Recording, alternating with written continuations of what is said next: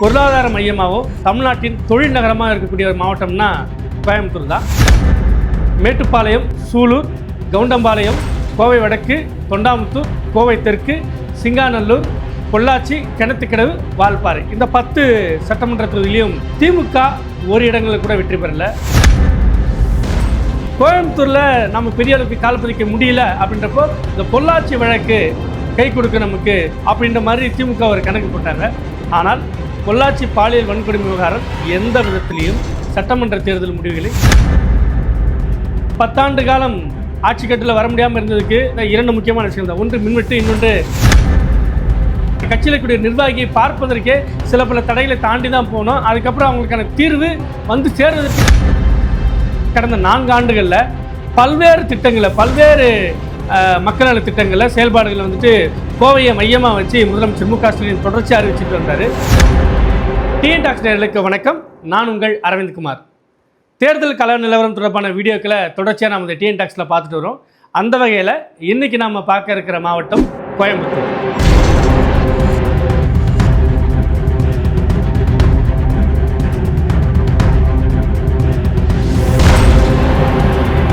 சென்னைக்கு அடுத்தபடியாக பொருளாதார மையமாகவும் தமிழ்நாட்டின் தொழில் நகரமாக இருக்கக்கூடிய ஒரு மாவட்டம்னா கோயம்புத்தூர் தான்.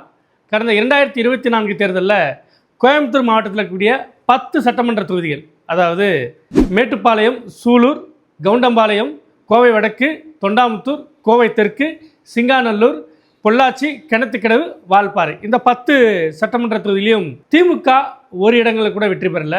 அதிமுக மற்றும் அதன் தோழமை கட்சிகள் வந்துட்டு 10 இடங்களும் கைப்பற்றினாங்க. அதாவது கோவை தெற்கில் பாரதிய ஜனதா வேட்பாளர் வானதி சீனிவாசன் வெற்றி பெற்றார். எஞ்சிய எல்லா தொகுதிகளிலும் அதிமுக வேட்பாளர்கள் நேரடியாக வெற்றி பெற்றாங்க. இதில் 10ல் 9 தொகுதிகள் பொது தொகுதிகள், வால்பாறை மட்டும் தனி தொகுதி. இதில் கூடவே இடைச்சேரில் இன்னொரு தகவல் நம்ம சொல்கிறதா இருந்தால், வால்பாறையை வந்துட்டு தனி தொகுதி பட்டியலேருந்து விடுவித்து பொது தொகுதியாக மாற்றணும், அதுக்கு பதிலாக அருந்ததிரிகள் நிறைய இருக்கக்கூடிய சூலூரை வந்து தனி தொகுதியாக மாற்றணுன்ற மாதிரியான கோரிக்கைகள் அந்த தொகுதி மக்கள்கிட்ட தொடர்ந்து எழுப்பப்பட்டு வருது. தேர்தல் ஆணைய வசம் கூட இந்த கோரிக்கைகள் போயிருக்கு. ஆனால் 2026 சட்டமன்ற தேர்தலில் அவ்வாறு வால்பாறை தனி தொகுதி பட்டியலிருந்து விடுபட்டு சூலூர் மாற்றப்படுமா அப்படின்றது தெரிய வரல. இப்போதைக்கு 9 தொகுதிகள் பொது தொகுதிகள், வால்பாறை தனி தொகுதி இதுதான். இதில் 10 தொகுதியிலையும் அதிமுக வெற்றி பெற்றிருக்கு. பாரதிய ஜனதா கட்சி அதிமுக கூட்டணியில் இருக்கிறதுனால கோவை தெற்கில் வெற்றி பெற்றிருக்கு. இதுதான் அங்கே இருக்கக்கூடிய கள நிலவரம். 2026 என்ன நடக்கும்? அதிமுக ஆட்சி காலத்தில் பொள்ளாச்சியில் ஒரு பாலியல் வன்கொடுமை வழக்கு நடக்குது. திமுக எதிர்கட்சியாக இருக்காங்க.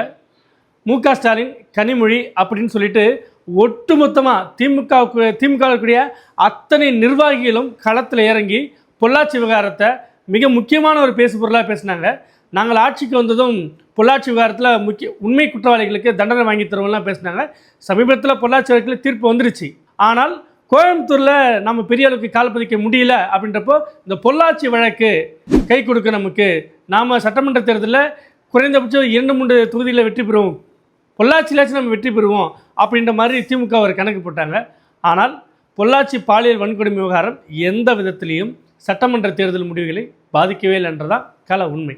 ஏன்னா அதே பொள்ளாச்சியில் யாரை நோக்கி திமுகவினர் குற்றஞ்சாட்டினாங்களோ அதே சம்மந்தப்பட்ட உறுப்பினர்களே மிக பெரும் வாக்குகள் வித்தியாசத்தில் தான் வெற்றி பெற்றாங்க.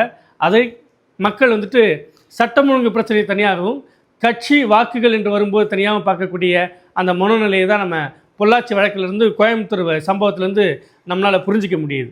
பொள்ளாச்சி சம்பவத்தை பொறுத்த வரைக்கும் திமுக வந்து அது சரியாக கையாளாகலை தேர்தல் சமயத்தில் அப்படின்ற ஒரு குற்றச்சாட்டம் இருந்தது. குறிப்பாக புதிய மாவட்ட பொறுப்பாளர் இருந்த தென்றல் ராஜா, இந்த மாதிரி நாட்களுக்கும் அங்கே இருக்கிற வேட்பாளர்களுக்கும் நடுவில் பெரிய வேறுபாடு, பெரிய கருத்து மோதல்கள் இருந்தன அப்படின்றது அப்போது உளவுத்துறை ரிப்போர்ட்டாக இருந்தது. ஆனாலும் இந்த முறை அதை திமுக எவ்வாறு கையாளப் போகுதுன்றது ஒரு முக்கியமான கேள்வி. கோயம்புத்தூரில் திமுகவுக்கு மொத்தம் 3 மாவட்ட செயலர் இருக்காங்க. கோவை வடக்கில் ரவி இருக்கார், கோவை தெற்கில் தளபதி முருகேசன் இருக்கார், கோவை மாநகர் மாவட்டத்துக்கு வந்துட்டு கார்த்திக் இருக்கிறாரு. அதே போல் அதிமுகவிலையும் 3 மாவட்ட செயலாளர் இருக்கிறாங்க.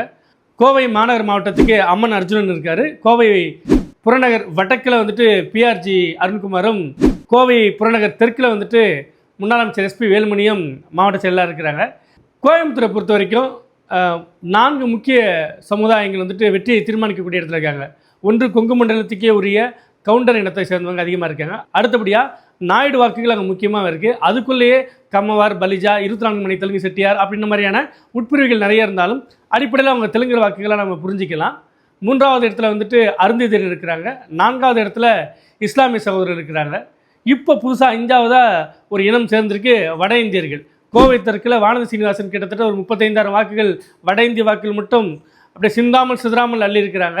அந்த தேர்தலின் போது அவங்க வட இந்தியாவிலேருந்து அங்கே இருக்கக்கூடிய சின்னத்திரை நடிகர்கள், அங்கே இருக்கிற அரசியல் கட்சி பிரமுகர்கள் அழைத்து வந்து பிரச்சாரம் பண்ணாங்க. ஏன்னா அவங்களுடைய வாக்குகள் வேணும்ன்ட்டு.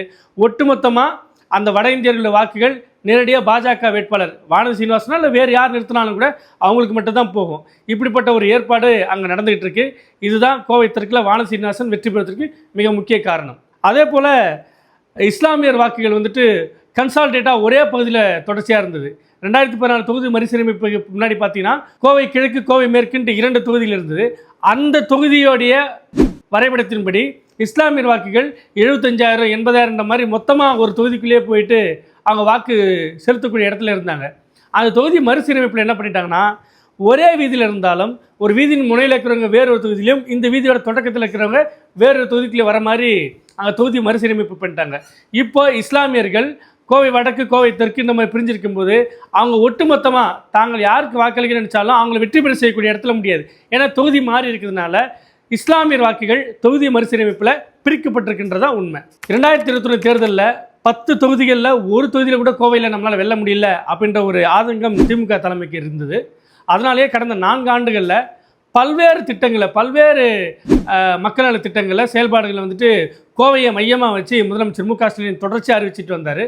முன்பெல்லாம் கோவைக்கு வந்துட்டு முதலமைச்சர்கள் ஒரு முறை சொல்லுவாங்க. ஆனால் ஒவ்வொரு ஆண்டும் குறைந்தது 4 முதல் 5 முறை கோவைக்கு தன்னுடைய சுற்றுப்பயணத்தை மு க ஸ்டாலின் திட்டமிட்டு இந்த முறையை வடிவமைச்சிருந்தார்.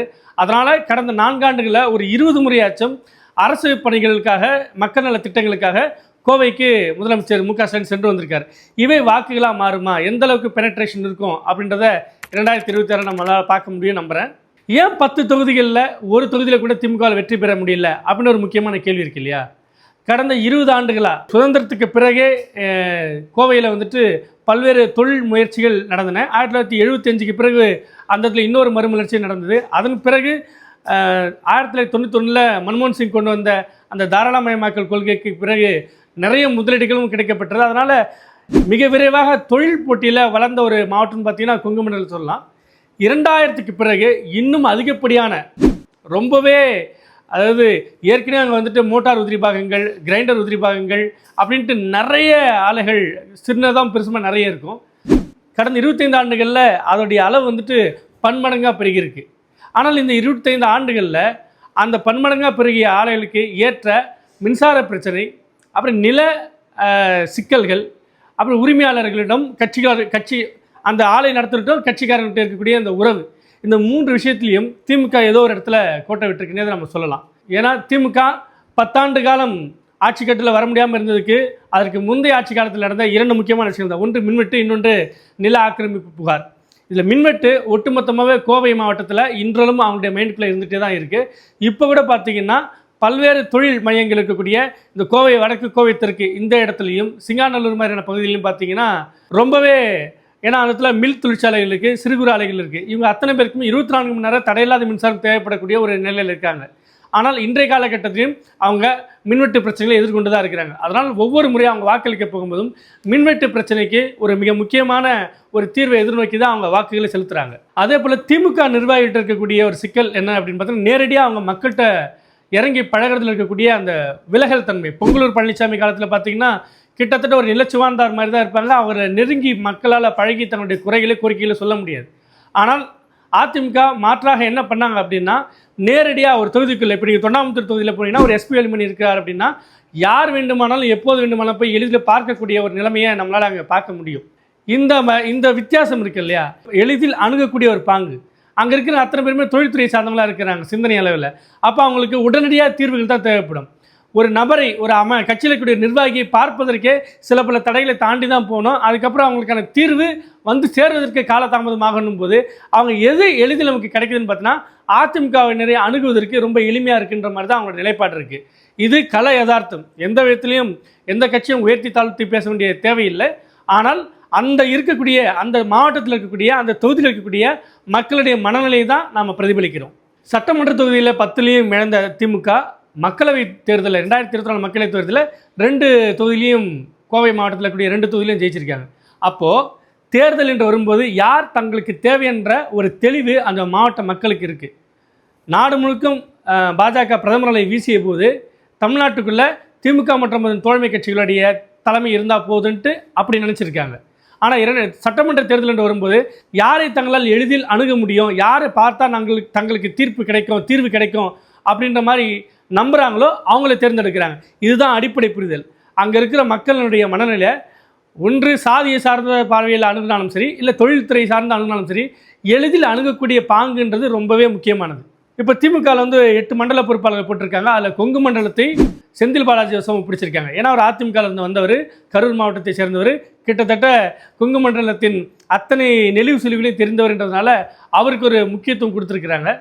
மேலும் அவர் அமைச்சர் பதவியாக ஜாமீனான்னு கேட்கும்போது அமைச்சர் பதவி கூட வேண்டாம், ஜாமீனில் இருந்து நான் இந்த 2026 சட்டமன்ற தேர்தலில் கொங்கு மண்டலத்தில் திமுகவை வெற்றி பெற வைப்பதற்கான வேலைகளை செய்யணுன்றதுக்காக அமைச்சர் பதவியை திறந்துட்டு வந்திருக்காரு. ஆனால் அவரால் எந்த அளவுக்கு இந்த 2026 சட்டமன்ற தேர்தலில் அதிமுகவோட வியூகத்தை ஒட்டச்சி திமுகவுக்கு வெற்றி வாய்ப்பை தேடித்தர முடியும். கோவை மாவட்டத்தின் 10 சட்டமன்ற தொகுதியில் ஒவ்வொரு தொகுதியிலையும் நடப்பு எம்எல்ஏக்களுக்கு மீண்டும் அந்த கட்சியினால் வாய்ப்பு வழங்கப்படுமா, இல்லாட்டி வேறு யாராச்சும் வாய்ப்பு இருக்காங்களா, திமுக மற்றும் தோழமை கட்சிகளில் 10 தொகுதியிலும் திமுகவே நிற்க வாய்ப்பு இருக்கா, தோழமை கட்சிகளுக்கு ஏதேனும் இடம் கொடுக்க வாய்ப்பு இருக்கா, இப்படியான தகவல்களை அடுத்தடுத்த வீடியோக்களை நம்ம தொடர்ந்து பார்ப்போம். அரசியலின் அத்தனை நகர்வுகளையும் முழுமையான தகவல்களோடு விரிவான பார்வையோடு நமது டிஎன் டாக்ஸில் தொடர்ச்சியாக வீடியோக்களாக வெளியிட்டு வரோம். அடுத்தடுத்த வீடியோக்களை நம்ம பார்ப்போம். நன்றி, வணக்கம்.